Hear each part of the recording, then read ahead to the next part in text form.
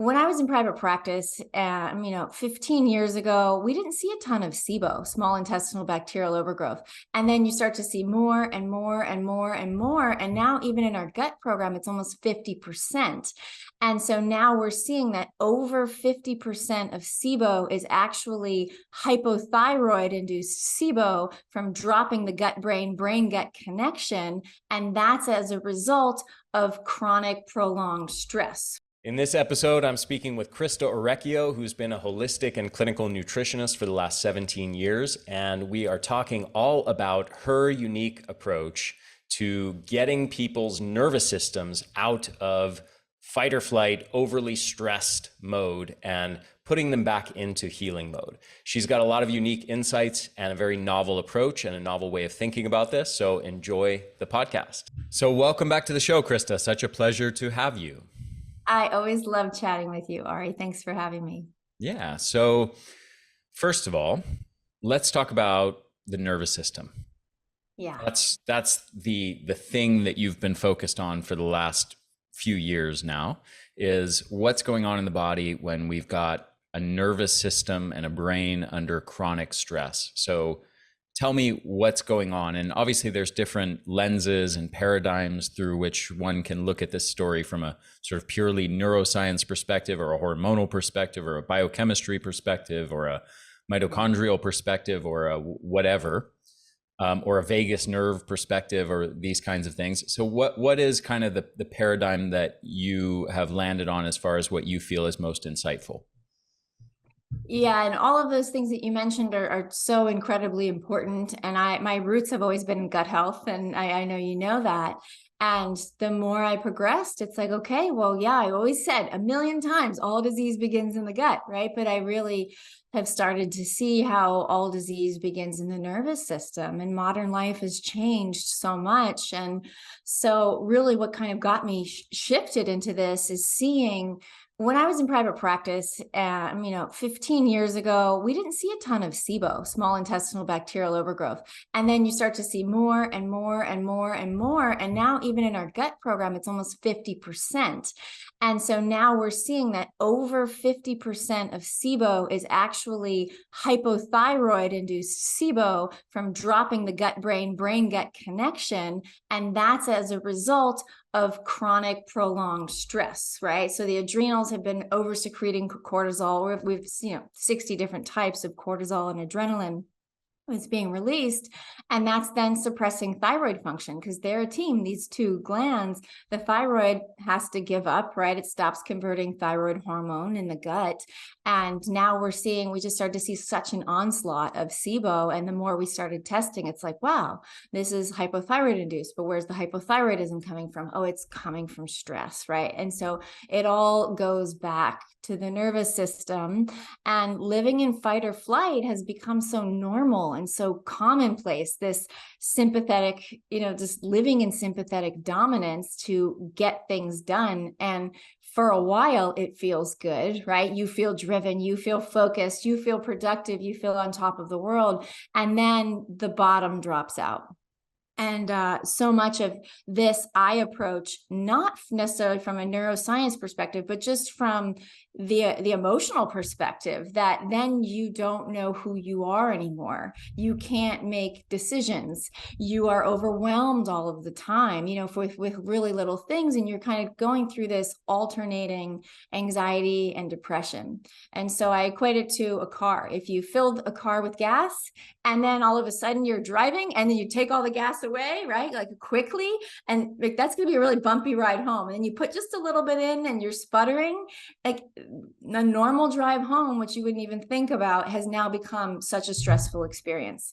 And that's what the vast majority of our planet, especially in the last few years since the pandemic, keeps marching toward, living in this state of sympathetic dominance. Their myelin sheath, that protective coating, around their nerve cells is damaged. And we're seeing so much early onset Alzheimer's and dementia. I mean, I remember you and I talking about that at lunch. Mhm. So much of this is completely avoidable with how we take care of ourselves and how we take care of specifically our adrenals and our thyroid, because the adrenals are the gas tank of the body. I don't need to tell you that.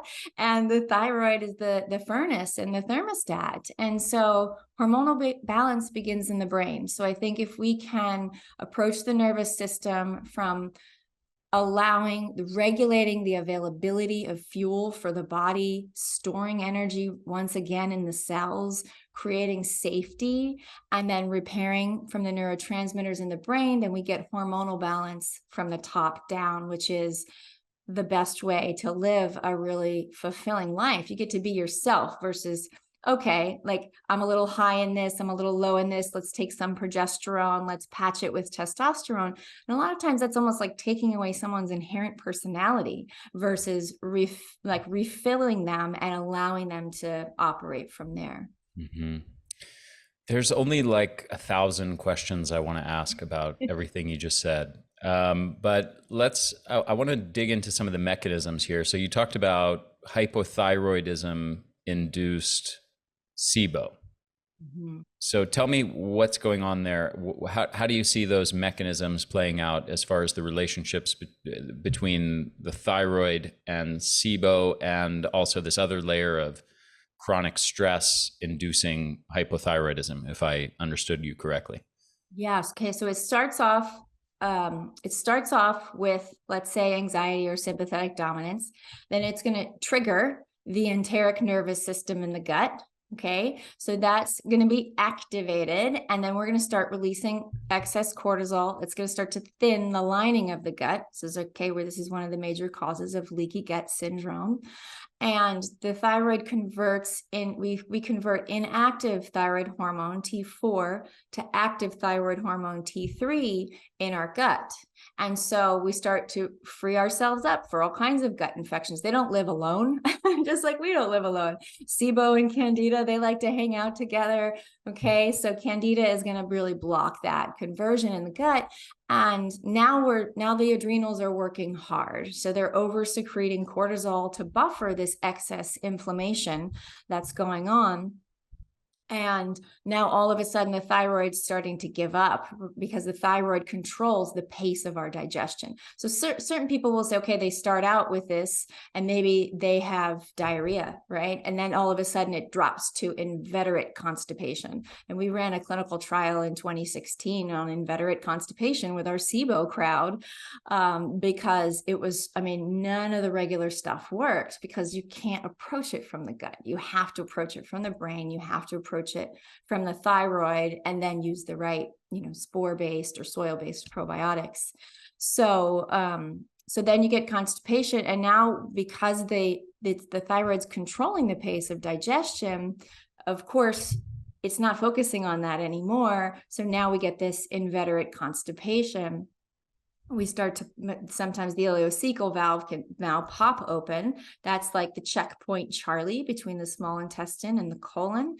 Those two colonies of bacteria should never, ever, ever mix. You have 10 times more bacteria in the colon than you do in the small intestine. Now you're getting the backup from the colon into the small intestine, just creating this litany of problems. And then people are chasing SIBO without doing anything for their thyroid, and they're painted into a corner. They can only eat 7 to 10 different foods. It's like we've seen this whole kind of exercise in insanity, and then figured it out on a grand scale within our Gut Thrive program. And we help a lot of people heal from SIBO within our adrenal recode program, because we approach it this way. So you see the brain, the nervous system, the psycho-emotional, psycho-spiritual, I don't know if that's integrated into this as well, but Yeah. what's going on at that level as being the most upstream thing in this process? Yes. Yes. I mean, you can see it in dogs. You can see it everywhere, where you can't separate the physical body from the emotional body. And what happens that starts affecting the brain. And yeah, it does. It does affect our spirituality. It's like, I don't know if you're familiar with Matt Kahn, but I love this guy. He's super focused on the nervous system. And he talks about, he's like, when the nervous system is wound up, we're unable to make decisions. We don't feel safe or supported in the world. It gets to be that level. Like, how can you really have a relationship with something larger? And as you start to heal and create calm and peace and safety within the body, refilling glycogen stores, supporting these glands, that's when it unravels. That's when your spiritual connection gets big. You start to trust the process of life again, and then you attract different things, and your life goes on a whole different paradigm. So, what are some of the key? It's not just physical. You got to do the emotional work to go with this. Yeah. So what are some of the key symptoms, signs and symptoms in a person's life that someone may subjectively be experiencing right now that would clue them into that they're in this state, that they're experiencing the sorts of dysfunction that you're talking about?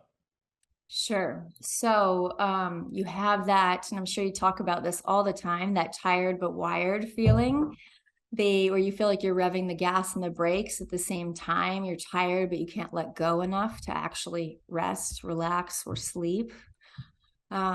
You get dizzy and you get lightheaded and almost start to feel really anxious, and you get hangry when you miss a meal. Okay. You don't have the glycogen reserves. They're not being released. So now cortisol is being released. A lot of dizziness, lightheaded, irritability, heart pounding. The emotional stuff is just really inability to focus and feeling overwhelmed. And then physiologically, there's going to be something going on with digestion, whether that's, one way or the other, bloated, constipation. You're not really converting your food into fuel. So that's a big part of what's going on here. And then, of course, the cravings, and I think a lot of people, and there's no judgment. We have a lot of responsibility. We have to keep life going, and we can't hit that pause button sometimes to really drop in and take care of ourselves. So we end up medicating or escaping, right? It's like, okay, I had 2 glasses of wine at night. That you need it. It's not that you want it and you're going to look forward to it. It's like, you can't wait till the clock strikes 5 or whatever that is for you.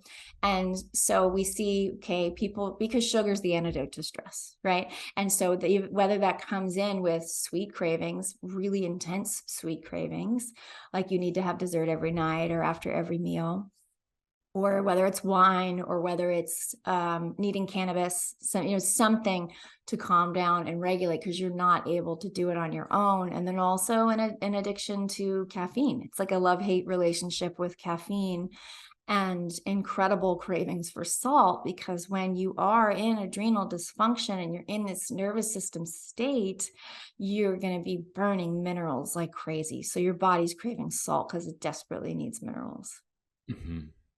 And is it adrenal dysfunction in terms of, are you sort of likening this to the typical sort of the historical thing around adrenal fatigue, or are you saying more high cortisol is the issue here? I mean, I'm likening it to the old school adrenal fatigue, which we now call adrenal dysfunction, because sometimes there's the oversecretion, sometimes there's the undersecretion of cortisol. It's just not regulated. You can't get to that bell curve, because it's not always, right, a high cortisol issue. It's a circadian rhythm issue. It's a cortisol rhythm issue. So if somebody's got these sorts of signs and symptoms, and let's say they're identifying with this list that you just went over, what would you offer as far as practical suggestions for them to start to recover and normalize their physiology? Yeah, well, first it's got to be the right mental emotional approach when you're in a state like this. It's like treating yourself like you would treat an infant. Think about how an infant cries. They cannot store their fuel, and that's why we're waking up in the middle of the night to feed them, right, until they get stronger on their own. So you're going to have to think of yourself like that, and food frequency is going to be such a huge pillar, because if you have low adrenal and thyroid function, your energy systems, you're not adequately storing energy, glycogen, in your liver and in your muscles. So you can't regulate your blood sugar throughout the day. And that's a powerless position to be in, forcing you into a state of chronic stress. So you're going to have to restore harmony to the nervous system by food frequency. So really eating every couple of hours. Protein, carb, and fat, they have to be combined together, and you have to include that carb that you're going to be having, like we say, animals, roots, and fruits. So you're going to be making sure that it's going to be a healthy whole food carb in the form of either fruit or a root vegetable to start refilling those glycogen stores. That way you never get the crazy wine craving or the sugar craving, kind of at the end of the day, so to speak. A lot of times we say it's like almost a keto recovery program. Mm-hmm. So let me, before you go on to the next one, let me ask a quick question here. So presumably in most of these people, they will not be excessively skinny. I would venture to guess the majority of them are not underweight, but either are normal weight or most likely overweight, particularly if they're having issues like being hangry, having difficulty fueling themselves every couple hours if they don't eat. That's often a sign of insulin resistance and poor metabolic flexibility. Correct. So if we liken this, and I'm not saying, so I have no doubt that the approach of asking them to eat every couple of hours will make them feel better. But my question is this. Let's say, just as an analogy, someone has a weak leg and we offer them crutches to take the pressure off their leg. They might report that they feel better as a result of that. Mm-hmm. But if we carry that on for several months or years, that leg that's not being used will continue to atrophy and will weaken further, rather than what we really want to accomplish if they've got a weak leg, which is strengthen the leg. So how do you transition from offering what I would say is more of a crutch to, and feel free to disagree with me if you disagree, as far as the frequency of feedings like that, to strengthening their metabolic flexibility so that they don't have to rely on feeding themselves every couple hours to feel okay? Sure. Well, when you think about a child, right, they're not waking up in the middle of the night anymore. As they start to get stronger, as they can store more food, as their body grows. So it's kind of like the same thing. This is not as much of a crutch as it is a starting point, because we need to get oxygen, T3, and we need to get glucose into the cell to start revving cellular energy again. And so just teaching them, this is kind of like teach a man how to fish, don't give a man a fish, where that's one of our 6 pillars. So now you're refilling mineral stores, right? Super important. Synergistic foods for the thyroid, the brain, the adrenals, the nervous system. And we're combining them in the right way, protein, carb, and fat, right? So we're starting to heal the adrenals, starting to heal the thyroid. Then we're using the right amount of saturated fat, and we're cutting down on all the polyunsaturated fats. So that's going to start to give them a longer runway. But then, of course, this is a healing process. When they can now refill their glycogen stores, they can go 4 hours, they can go 6 hours. Some people, right, when you're fully healed and you're back to living a natural life of, I feel hungry, like I should probably eat within an hour. But it takes some time to get there, depending on where you've been. And we will use temperature and pulse to really help them, because like you said, Ari, and I didn't mention stubborn weight gain in the symptoms. And it's not that everyone is overweight. Yes, insulin resistance is a part of this, but I'd say maybe 70%, or if people have come from a ketogenic diet and, all of a sudden they had lost a ton of weight, everything was working out great for them. And now they've got this spare tire, the cortisol tire that they can't get rid of. And they're wondering what happened because they didn't do anything differently. So this is more of a healing of the hormonal code so that the body learns to live safe again. And so movement is huge in that, right? And like a 20-minute walk after your meal can help regulate your blood sugar almost better than anything you can put in your body. And breathing is so helpful for gentle detoxification and for cellular energy. So they're really kind of combining everything. And as they start to create a lifestyle, as they start to truly nourish themselves, and there's a whole emotional component that we go through, then the trauma starts to unwind, the physical body starts to heal. And just like as your leg heals, you don't need the crutch anymore. You're not going to stay on it forever. Mm-hmm. Got it. So what's pillar number 2 of the system? Well, we kind of like covered them all, because it's like number one Okay. is synergistic foods, and 2 is food frequency, and 3 is fruit and root sugar, but like always have protein, carb, and fat together, never a macronutrient by itself. And then 4 is the use of saturated fats. And then, we're going to move into really kind of customizing your macros, because some people, we find they come into our program and they need to eat like 50% carb, 30% protein, and the rest is going to be fat. And then some people need to do 40. So it's really measuring it against your own body. So taking your temperature and taking your pulse, taking also this subjective feedback of how do you feel, and it's training people. It's such a different philosophy than anything I've ever done, because I've always been like, here's the protocol, follow the protocol and watch the results you get. But now it's like, no, we're co-creating this together. These subjective assessments, like, do you have enough energy to meet the needs of your cells? And what is going on in your day-to-day life? Like, are you overexerting yourself? So it's not a pillar per se, but a lot of people really, we have to scale back. We have to make genuine changes in our work schedule and our child schedule. We have to cut back on social activities, when you're in a situation like this, and a lot of people are resistant to doing that. So that's where the subjective feedback comes in. Got it. So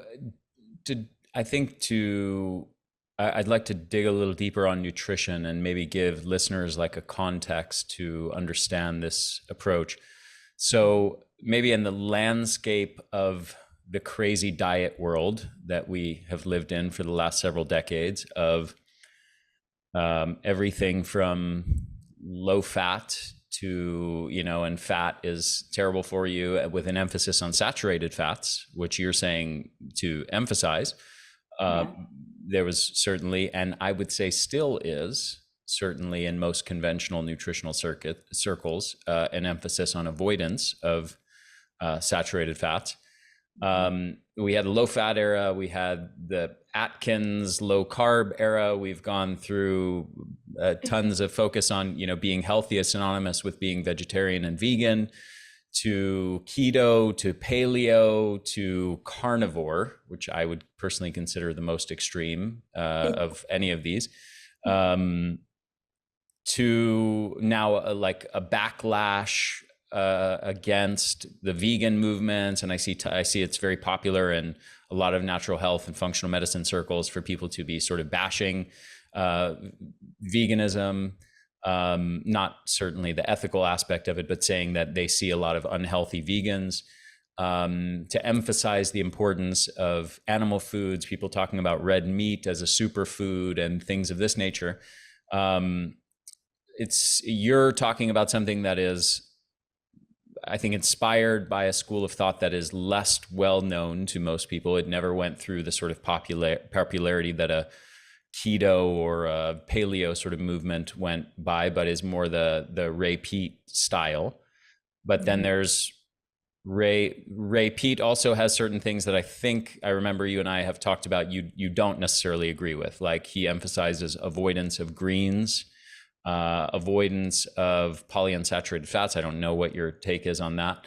And consumption of like additional refined sugar, for example, which he says is supportive of thyroid function. So like adding sugar to milk or consuming lots of orange juice, things like that. So anyway, just give your sort of thoughts of placing your nutritional approach and paradigm on this landscape of all of these different diets that I've just mentioned. Yeah, and I've done all of these diets. I mean, I cut my teeth 20 years ago as a vegan macrobiotic strict for a year. And then, going to IIN, there's 1 month where you're with David Wolf and you're eating all raw food. The next month you're with Sally Fallon, Weston A. Price, and it's organ meats, right, to the max. And so and then the next month you have an eating disorder. Totally. Then the next one we need to talk about orthorexia, right? So but it's nice. I liked experimenting every which way because you get that visceral experience within your body. And there's a million paths up the mountain. There's no one right way. There's no one right diet. I'll tell you, when eating macrobiotic vegan, that helped me detox from sugar in a massive way. It changed my life. It created such peace in my world. I mean, people were telling me like, your aura. I mean, people in New Jersey, they don't speak like that, commenting on that. It's literally just the diet, right? So it's all depends. The answer is it depends, right? I couldn't necessarily run a business and do everything I do on a vegan macrobiotic diet, but that also I'm blood type O, designed to eat meat. Like there's so many different factors. And so for me, it always comes back to bio-individuality. Always comes back to bio-individuality, where you're looking at, okay, well, what are your current demands on your life? Your sex, your age, your gender, your lifestyle. Are you partnered? Are you not partnered? Do you have little kids? Like there's so many things that we need to take into consideration, like before deciding on something per se. But I have found when I have been in these states and through my research and through studying the nervous system, there are other ways that you can achieve this. But most people dealing with modern life, this is as the crow flies. And so you can do our other programs as a vegan or a vegetarian, but this one you can't. And I used to counsel my clients. When you catch a vegan in the program, do you kick them out? Do you do like a public shaming? No, we don't. I just mean like you won't get the benefits. No, right? I know. I'm just messing with you. It's like, and I love vegans, and I aspire, right? I really do aspire. I mean, I don't want to have to take a life to support my own, but the fact that I know my body functions so well doing that, it's like, okay, well, only top quality and eat it with reverence. And then you better do something amazing with your life force that has been gifted to you. So, on a philosophical level there, but just in terms of amino acid profile. And when you have a body, sorry, you hear my dog shaking. You have a body that's already having trouble converting food into fuel. You just want to give the body what it needs and not make it work for that energy until it gets stronger. So that's my take on that. Okay, so we started off with a big focus on, I think, the psycho-emotional roots, origins of a lot of this physiological dysfunction. Mm-hmm. Most of what you've offered thus far, as far as the solutions, is centered around nutrition. So do you feel that the solution is mostly nutritional to rebalancing that system, or is there a sort of more direct psychological, psycho-emotional approach to this as well?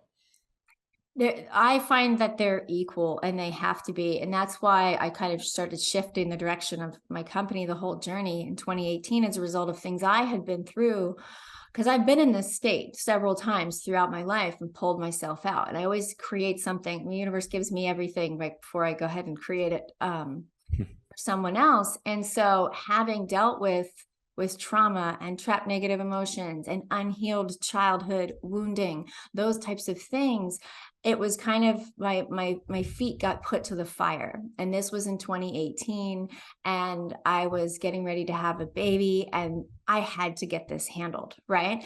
I didn't want to incubate a child in a body full of stress hormones. I wrote a fertility book. I know what that does to a human. And just in general, you have to heal those psychological patterns, those neural pathways, whatever it is that got you in that state, because otherwise the physiological healing, the diet, the taking care of yourself is just going to be a band-aid, and you're going to fall right back into that pattern. And then you're just going to have to keep using that tool over and over again. So in a lot of ways, genuinely somatically healing from trauma, releasing trapped negative emotions out of the body, learning amazing personal accountability and responsibility will pull you from a victim into a creator mode, into the power position in your life.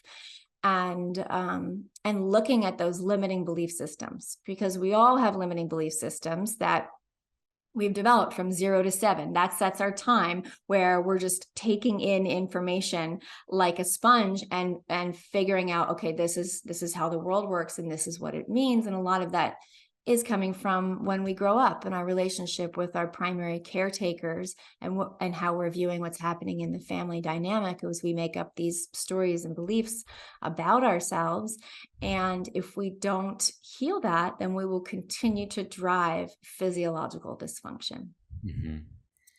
So I'm going to ask a similar question as I asked with diet. So in the landscape of approaches, psychotherapeutic approaches, everything from cognitive behavioral therapy to more spiritualized sort of new agey approaches, to Rogerian therapy, to psychodynamic and Jungian therapy, and whatever, EMDR and whatever else, somatic therapies.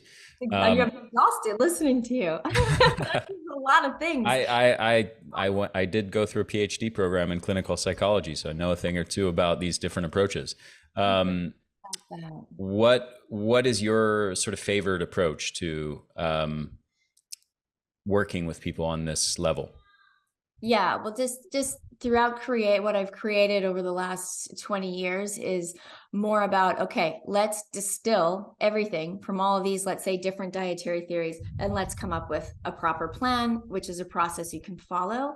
And so all of those things that you've listed, I've tried pretty much all of them and more. And so it's like, okay, let's take the pearls of wisdom from so many different things and organize it into a systematic protocol where one builds off the other, builds off the other, builds off the other, until we're in a lasting state of emotional wellness, or we call it emotional mastery. So we start with identifying and examining limiting beliefs. And so Tony Robbins is so great at that. And we've got Tony Robbins life coach in our program. So we're really studying, okay, how are they formed and how are they responsible for keeping you in fight or flight? So if as a child you felt like you had to do everything on your own, you get this idea of, I'm on my own, I have to do everything by myself, right? That's gonna really play out very interestingly throughout your life. We develop compensation skills. Maybe you'll be very successful, but you'll also be chronically exhausted, unable to ask for help, unsupported, or that need. We have needs as I feel humans. like you're describing me right now. Yeah, well, that's mine. And that's why I like open up my kimono when I teach inside of this, because it's like, we've got to share. We're all humans. We've had a human experience. And it's like, okay, you get to that point where it's a breaking point. You're like, wow, okay, this compensation skills really worked for me, but now it's going to kill me if I don't change it. Mm-hmm. And another one for me was people pleasing. And that's going to kill you. That's going to drive you into dysfunction, right? Because it's like, we need love. We need to feel safe. We have these needs, and we're going to get them met. However, we're going to get them met in childhood, and then we're going to continue to go forward on that. And it's really just incredible. Like, when you can develop the self-awareness and really look at yourself honestly, this is where we talk about creating the right personal accountability. And the podcast that you did with Christiane Northrup, Dodging Energy Vampires, do you remember? I said, Ari, can I put that in my program? It was like, I remember, yeah. I've sent that to like hundreds of people. So if you're watching this, if you haven't wanted to listen to that podcast, it's phenomenal. And so, because we've got a module on personal accountability, and as a result of what I've been through, I mean, I've read all kinds of books. And so I developed this continuum of accountability. And it's like, okay, well, empaths attract manipulators, right? Empaths and people pleasers attract manipulators. And then you could, or empaths attract narcissists, people pleasers attract manipulators. And you can go from codependents to addicts. You can go right from codependent, could be anywhere from sociopath, psychopath. Like, it's just a continuum and it's balanced. So the way to get out of the way as the crow flies, instead of in that podcast, Christiane Northrup says, okay, I married a narcissist, I got divorced. The next time I married a narcissist, it only lasts for 5 years instead of 18, right? Like, that's a crazy way to live. Progress. So, yeah, how can we do this as the crow flies? Self-awareness, personal accountability. So we teach how to take that radical personal accountability and responsibility. And a lot of people that are in this state are the empaths, the people pleasers, the codependents, right? And so taking this radical, doing the mirror work, taking radical accountability for yourself and stopping that impulse to take over accountability for others is going to get you to that midpoint where you realize that you're a powerful creator. And so I think that that's huge in the healing process, so that you don't continue to overgive. And that's hard. You've got to evaluate every relationship in your life. And we're so conditioned to keep relationships out of familiarity versus true connection. Oh, I've always shown up in this way for these high school friends or college friends or family members. And so then we're like expected to fulfill this role that's going to keep us away from our highest self, the greatest expression we can live. So this part, and a lot of times is the hardest part for people, right? How can you truly be in your power, but you have to first see it? It's almost like a surgery is what's happening, right? It's like, okay, and we say this in our program, it's like, well, you wouldn't get off the operating table while you're cut open. You've got to go all the way through. And then once we see what we're doing and we have this really clear picture of ourselves, hopefully with compassion and not judgment, that's when we can start to do the somatic work, which is just brilliant, right? We're not going to stay stuck in the story of it all. We understand the story. We know how we got there. We understand ways to get out of the story, especially as sensitive people. And now we have to basically detox these trapped negative emotions from the body. And there's a lot of different ways to do that. I'm sure you've talked through that. And so we take them through somatically, finding the emotion in the body, feeling it, releasing it without going into the story, and so that they can be present, right? And then we'll move them into a forgiveness process. And a lot of that, we've all have people to forgive, but the most important person for us to forgive is ourselves. And that's kind of that next level. I'm not ever forgiving that asshole. No, I'm just kidding. I'm just kidding. Yeah, it's just all so fascinating when you really start diving into your own personal growth. So then we move from there. It's like, okay, we're doing this now. And then you start to put the soothing balm, stitch things up. And the way we do that is teaching people how to establish healthy boundaries with like true exercises. We've got some clinical psychologists involved and neurolinguistic programming. And so they're easy because you can follow them. They're processes. They're not like this nebulous thing I should go and I should try. And so it's establishing healthy boundaries and establishing empowerment. And we understand that we're responsible for our own needs of love, approval, and appreciation, that we can meet those, that we can ask for those. And then if anyone's going to, supersede our boundaries, we've got our own back. And I think it's a big problem in our culture. Like, we forget we're our own healers, heroes, and leaders. And that's great power, but it's also great responsibility. So really helping people start to do that. And then only then will we work towards, okay, well, now we've dismantled, like, let's create the positive beliefs. Let's shift the neural pathways. Let's write a new story.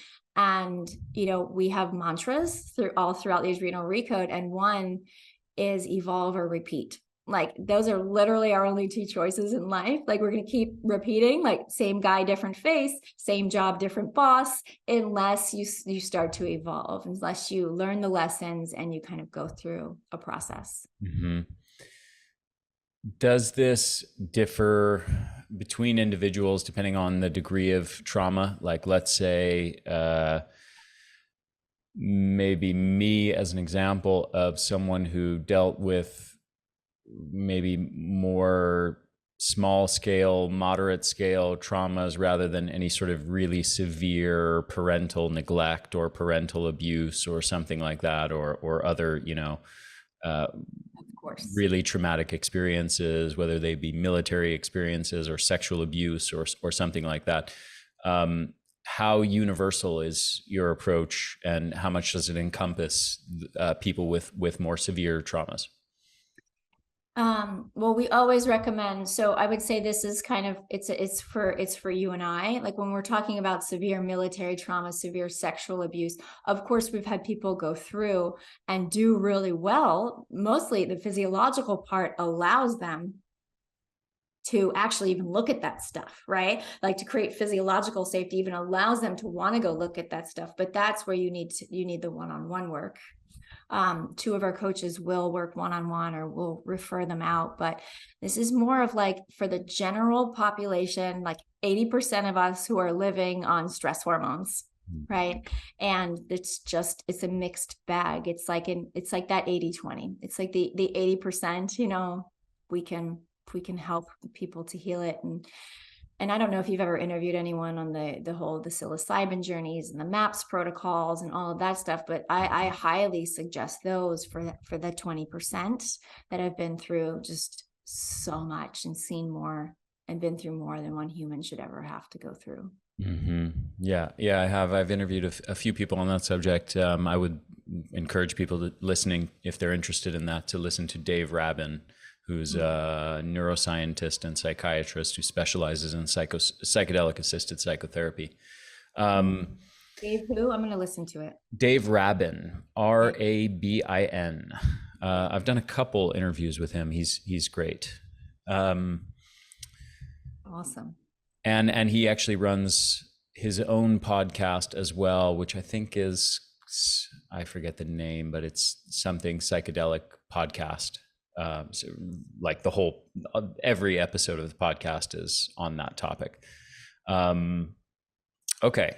So my last question to you is, if you were going to leave people listening to this with 3 practical tips to take away, let's say they identify as having this sort of dysfunction that you've described here, and they want to come away from this podcast feeling like, okay, I've really learned this and this and this, and I'm going to go start implementing these 2 or 3 things.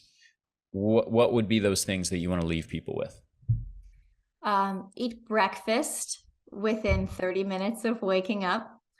Protein, carb, fat. I'd say a metabolic breakfast. And there a lot of times you're not hungry when you're in this state first thing in the morning. We separate it algorithmically between 2 tiers.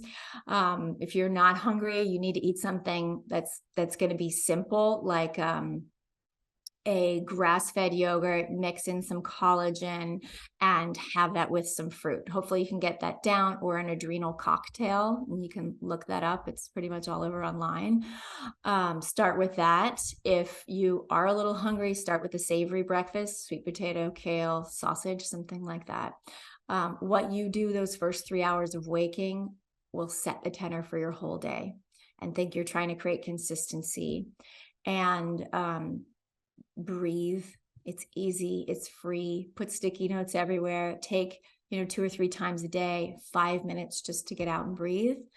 And then I would bookend the end of your day before you go to sleep, because of the blood sugar issue. And a lot of people are popping awake with high cortisol between 1 and 4 a.m. or waking up at 5 a.m. with their heart pounding. Have a snack. Like we've got a kind of an adrenal recode golden milk, because now you want to lower the inflammation set point at night with the turmeric. There's ashwagandha in there. There's collagen. There's ghee. So you've got protein. You've got carb. You've got fat. The carb is some raw honey, a little bit of salt, or you could do a salty banana with a handful of cashews or cashew butter. So bookend the day, breathe throughout, and just ask yourself questions like you would ask to your child or the person you love most in the world, right? You and I have little kids, like we're responsible to meet their needs. You're like failing as a mom if you forget to bring snacks, right? Totally. So, I mean, like if I forget to bring a snack on pickup, it's he can't even believe it. So like treat yourself like that, right? Yeah, absolutely. So, Christa, thank you so much. This has been great. And where can people follow you, learn more about your work, your programs, your services? Where should they go? Where do you want to direct people? Thewholejourney.com. You can find me there. Okay, awesome. Thank you All so right. much. I look forward to our next conversation. Me as well.